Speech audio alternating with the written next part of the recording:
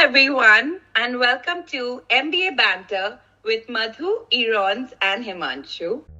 Okay. Welcome, everybody. Welcome to episode 6 of the MBA Banter with Madhu, myself, and Himanshu. Unfortunately, today Same. Himanshu is still unable to join us because, He's still in Jamnagar. you know, um, but we're definitely going to have him in subsequent episodes. Yes. And today we've got another special guest for us. We've dropped Sahil. We've had him for 2 weeks. We had a lovely Munya last week. And then this week we have the lovely Iheoma to join us to shed some light on where we left off last week, which was on networking and networking fatigue. And Iheoma, if you could just give us a brief intro to who you are, that'd be lovely. Okay, so my name is Iheoma, and I was in the MBA program 2020-2023, and it's good to see you guys again, Erons and Madhu. So just a little about me. I have been in the professional space for over about 9 to 10 years, specifically supply chain. I started out my career in consumer goods. I worked in the consumer goods industry and then moved on to consulting. So working in consulting with both private sector and public sector clients. And from then on, I decided to take a career break, come in, explore my opportunities, growing my, exploring more, and then, building more on my career profile and experiences. And I thought doing an MBA was, the next step, because at some point everything became a bit too routine. And so post the MBA, it's been great so far. I can't complain too much. I've had the opportunity to work in financial services post that, and then currently in the gaming industry. So it's been quite a journey, I must say. Gaming industry, one of my favorites. Playing games is one of my favorite things. So I mean, thank you very much for that, Iheoma. And I think this sort of makes you the perfect person to discuss what we're looking to discuss today. Coming from the various industries that you've worked in to where you currently are, and I'm quite confident to say that I'm sure networking must have played, or as Sahil put it last week, having a chat must have played a huge role in you eventually getting to this point where you are. So one of the things that we would like you to just shed some light on is, this whole concept of networking and trying to build your network and trying to speak to people and all.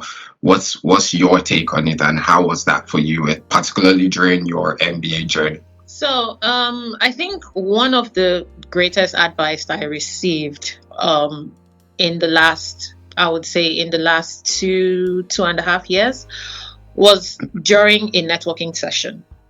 And you know how you come into an MBA program with a preconceived notion on how you want your career, and you begin to envision your career trajectory, which is perfect. But then also you have to be in tune with what your reality is, as well as the reality of where you are operating. And so I was having a chat with someone who had come in for a session. It was one of those tech sessions that we had, and he said something very profound.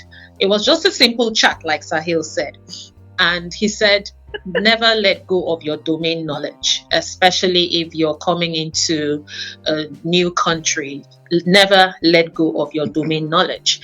And when I think about that each and every time, my current role, at the moment, was based on my domain knowledge. So the UK, for example, from my experience, is like an experience-based environment.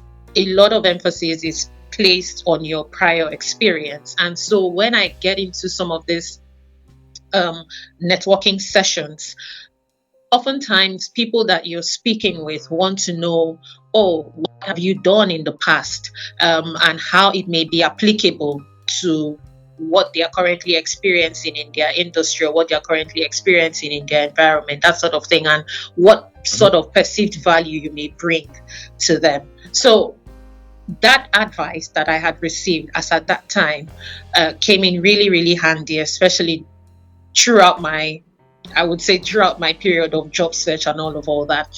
And I think I quickly understood the concept of networking, and I think it's more around getting into a room, and prior to then identifying who the key people are.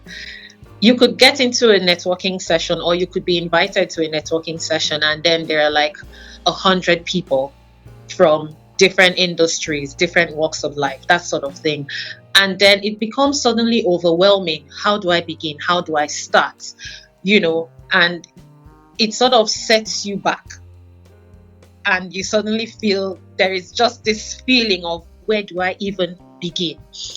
So for me, usually what I do is, if I am privy to the number of people or the specific individuals who will be there, I try as much as possible to filter through, like, who do I need to talk to? Who are the people that I must speak to today? At the end of the session, I should have like they would call it in the past like a dance card.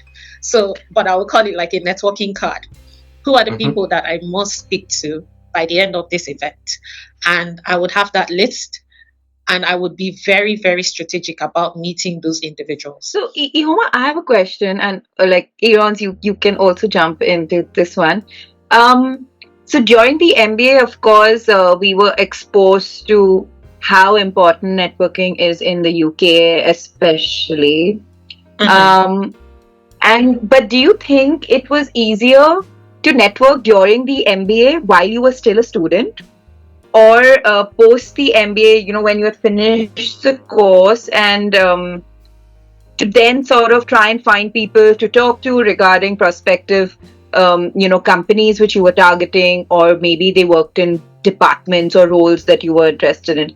So do you think it was easier as a student to get that into a conversation, or do you think it was less challenging post the course when we did not have to worry about coursework and things of that sort? I think it was more challenging as a student. So as a student, I think it was a little more choreographed, so to say. And I chose those words very, very carefully. It's almost like, it's almost like the Hunger Games, so to say, the Hunger Games of networking. You come into a room and there's like 100 plus MBA students, and there are only like maybe 30 people who were invited for a networking session, and everyone is trying to have a conversation with everyone.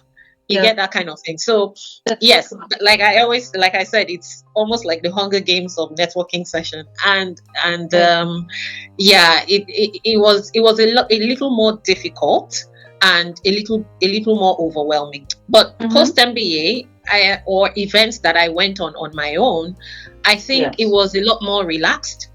There wasn't the pressure to, I need to speak with this person. I need to get time with this person, right? I had enough time to do my research, to know the individuals that I really wanted to speak with. And, you're much more relaxed. First of all, you don't have the burden of the academic work waiting for you, because, once you're done with the networking session, you're back to assignments and essays. That's the truth of the matter. So, how about you, E? How did you feel about the networking during and post? To be fair, I largely align with what Iheoma said, and I think it's because post the MBA, a lot of the networking that I did was of my own will. Like, I chose to do it.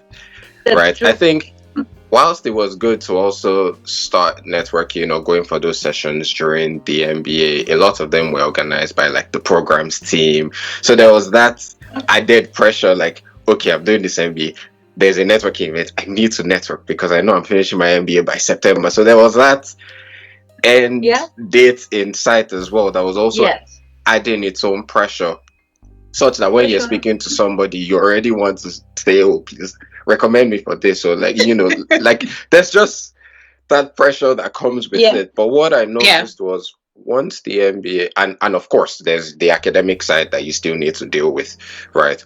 But once the MBA was over, I could actually take a step back, sit down, search what events are going on, which ones am I interested in, which ones do I feel like I could genuinely get to speak to and interact with people that I feel would be good to have conversations with.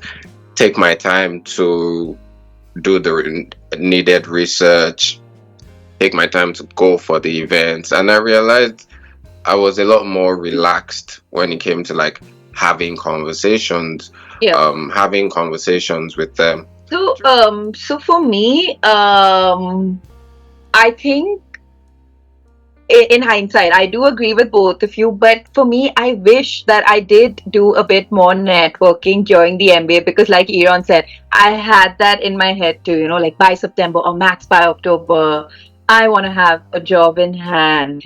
Which then, personally, and maybe or not, you agree, I feel the UK market sort of, in terms of networking or even opportunity, sort of dries up sometime from October till about even Jan. And conversations are hard to have then. At least they were hard for me, or maybe it's also because of the industry that I come from.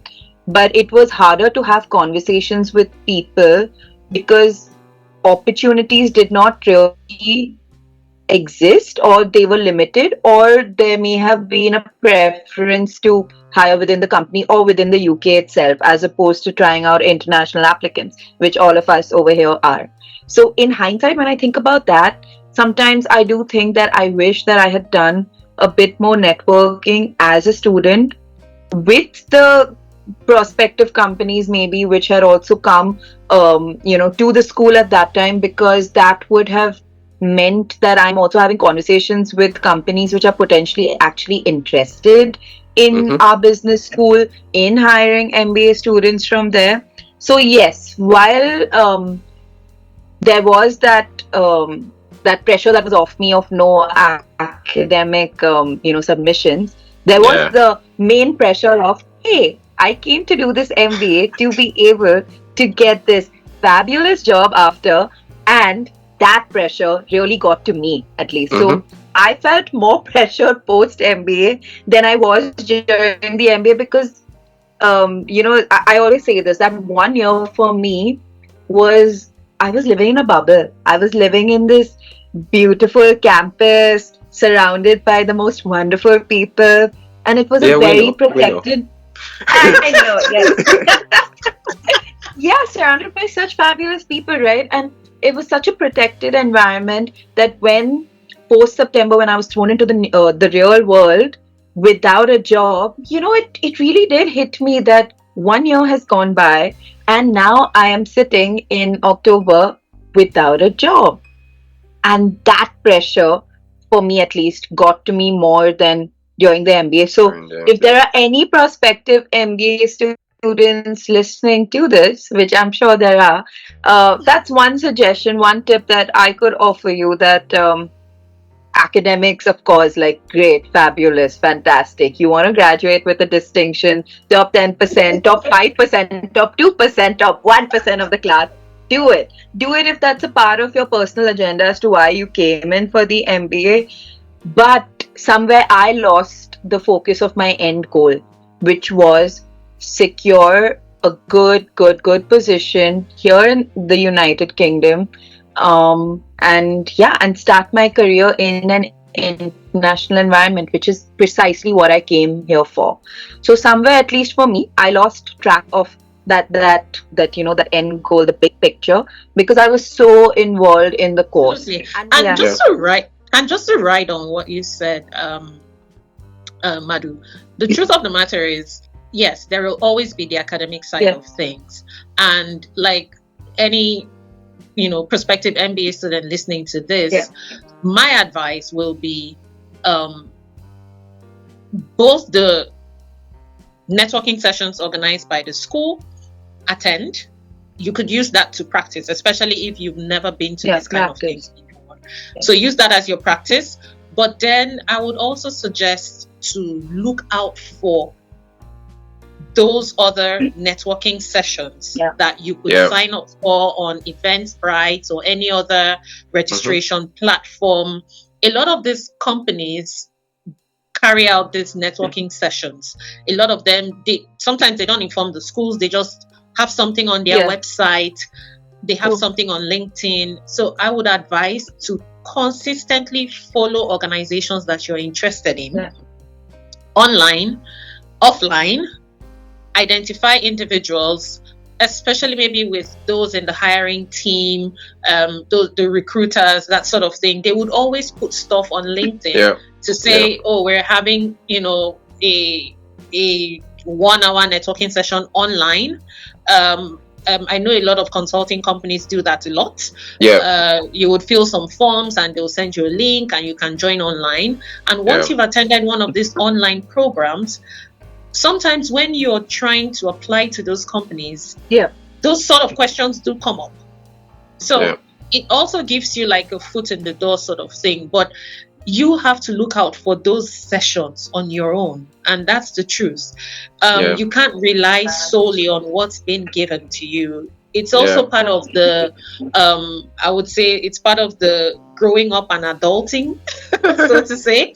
You need to follow these companies very, very closely, understanding also of the recruitment cycles for some of these organizations and knowing when they're a lot more hot when they begin to blow really hot when it comes to recruitment activities, school engagements, that sort of thing. And then you just sign up.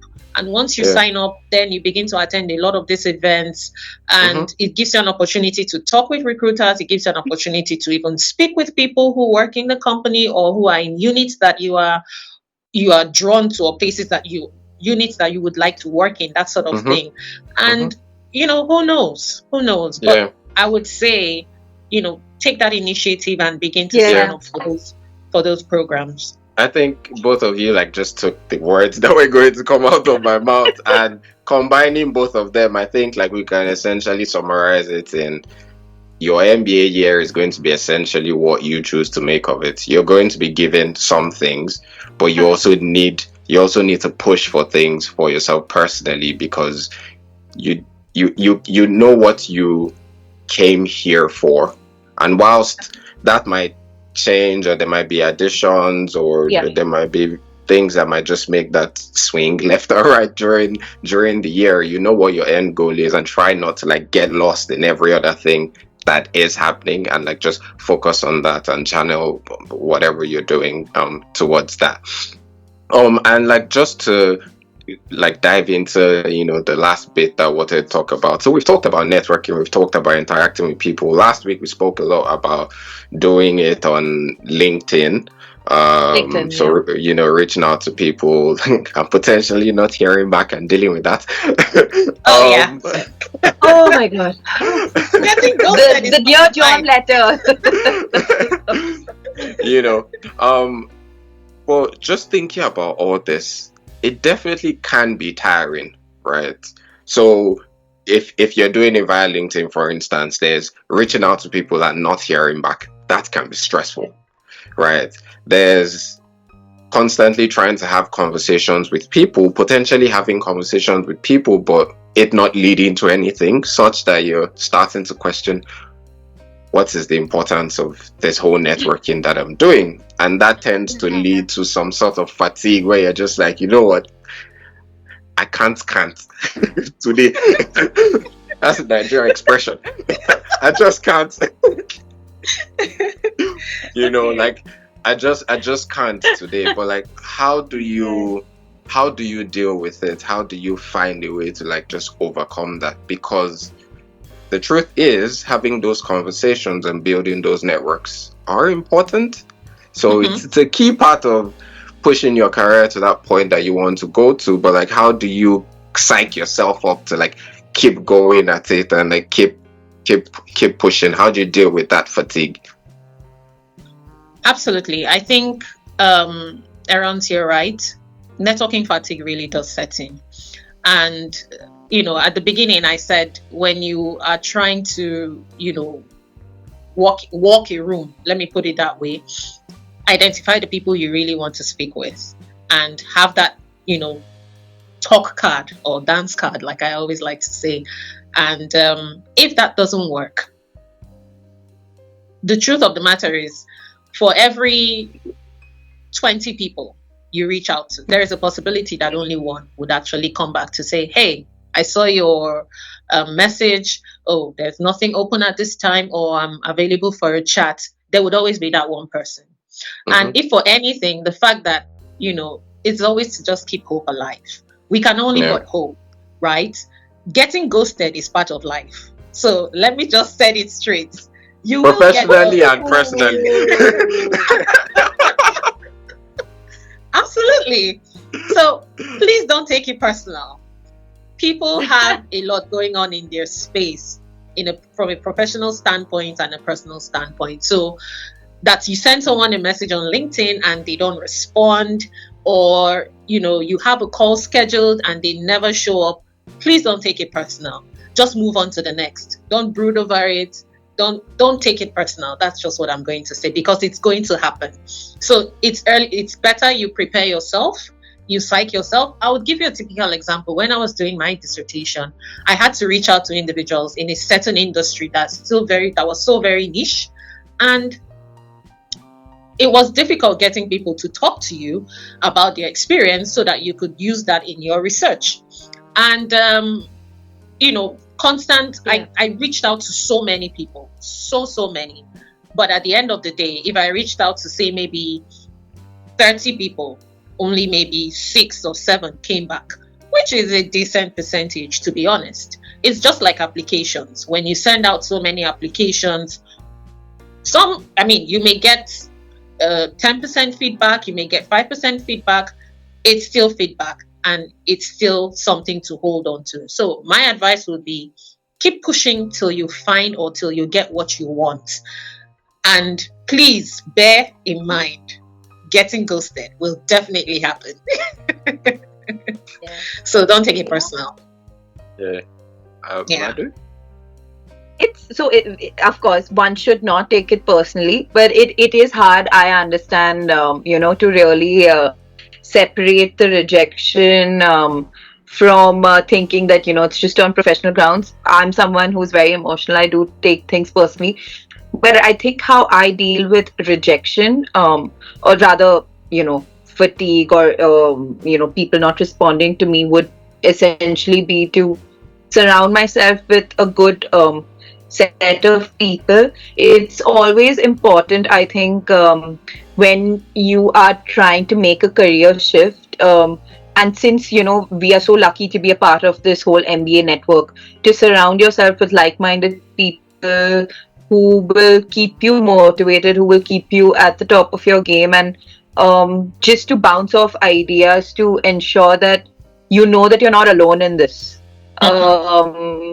Like last week, I was feeling very, very dejected with a particular rejection that I got, and I didn't feel like talking to anyone and all. But people like Erons and my friends around me, they really pep me up, and that's when I realized that life can't always be as sad as it is right now. There is definitely something at the end of all of this. Iheoma is a great example of that at the end of all the networking and everything, she is today where she is. Y'all can check out her LinkedIn maybe in a couple of weeks.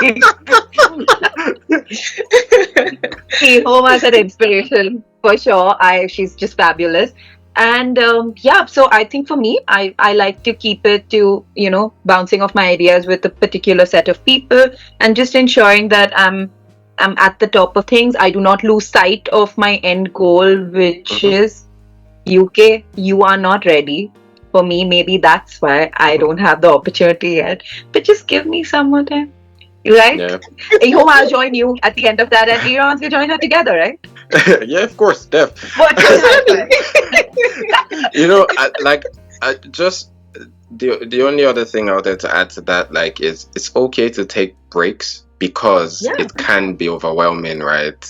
Mhm. There's no need to like keep going hard at it. Maybe there's a need to also like change your mindset. So like one of the things I was mentioned last week, instead of thinking about it as networking, I have to network. Have a chat. Think about it in a lighter note, and that could also influence your mindset and how you choose to go about it, or the sort of conversations that you want to have. Yes, at the end of the day, you want to grow your network. You want a potential job at the end, or someone that would introduce you to somebody else. But given that in a lot of situations, you can't just walk up to somebody and be like, hey, I want you to employ me or I want you to recommend me to this person.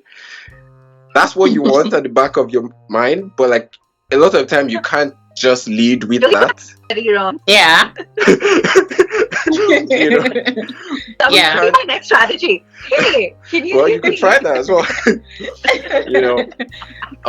Given that it might be a bit difficult to like just go with that. I mean, it might work for some people, to be honest. Some people just be direct, right? Mm-hmm. So maybe just try to think of it in a lighter note. Okay, I want to build a relationship. I want to have a conversation with somebody. I want to learn from their experience, because from having a conversation with somebody, you might realize maybe this isn't the company I want to like work for, or maybe this isn't the role I want to work for. Maybe I need to go reevaluate that thing that I thought I wanted to do, because when you're networking, when you're having a chat with someone, it's not just about you saying the things you want to say. Like, you have to listen as well, and also take in the information that is being given to you. And I think if you think about it that way, it might be easier to go with. Erons, you made some very valuable points, and I think oftentimes during networking sessions, and I say this from a personal point of view, oftentimes we are so consumed with trying to impress the person that we're also trying to network with, that we just keep talking about ourselves without even allowing them to tell us about themselves and their own experience. So it's always good at this point in time to, when you have the opportunity to network with someone, don't feel that pressure to want to impress. Instead, be more inquisitive. And through that, that spirit of being inquisitive, you're able to get information. Just keep soaking it all in like a sponge. That's one way. There was something else you mentioned about taking a step back and doing a bit of maybe like introspection. Like retrospection. Thank you. You may be going hard at it with the whole networking thing, or trying to reach out to people on LinkedIn. Some days take a break, pace yourself, because you can also suffer networking burnout. So networking burnout is real. Networking pressure is real, especially when you have deadlines, you have timelines, you're trying as much as possible to secure the job and all that. And we know that's the end game. But then pace yourself, because you will suffer burnout. So never underestimate the value of your alumni as well. I know people have said this over and over and over again, but I would say I've had an opportunity to interview at a company, one of the really fastest growing companies in the tech space, and it was through an alumni, and it started from just a random chat on LinkedIn to say, hey, I saw this role, would it be okay if you could send me a referral? And the person was so kind to actually give me a referral, and I applied and I went through the recruitment process. Don't take those relationships for granted. That would be, I think, my final comment. I've said final comment so many times. That's fine. And I think like this is a perfect segue to what we intend to discuss next week, which is on rejection and dealing with rejection, because one of the key things that is closely tied with networking, or at least this networking journey in this context, is having to deal with rejection, which you already, Himanshu? which you already spoke about earlier, and that would be what we'll be going into for next week. But we'll just want to thank you again, Iheoma, for joining us. Himanshu, you better be there for the next one because we need you for that, please. Oh, absolutely. Let me know. It's great catching up, guys. Thank you very much for sharing time with us today. Take care, guys. Take care.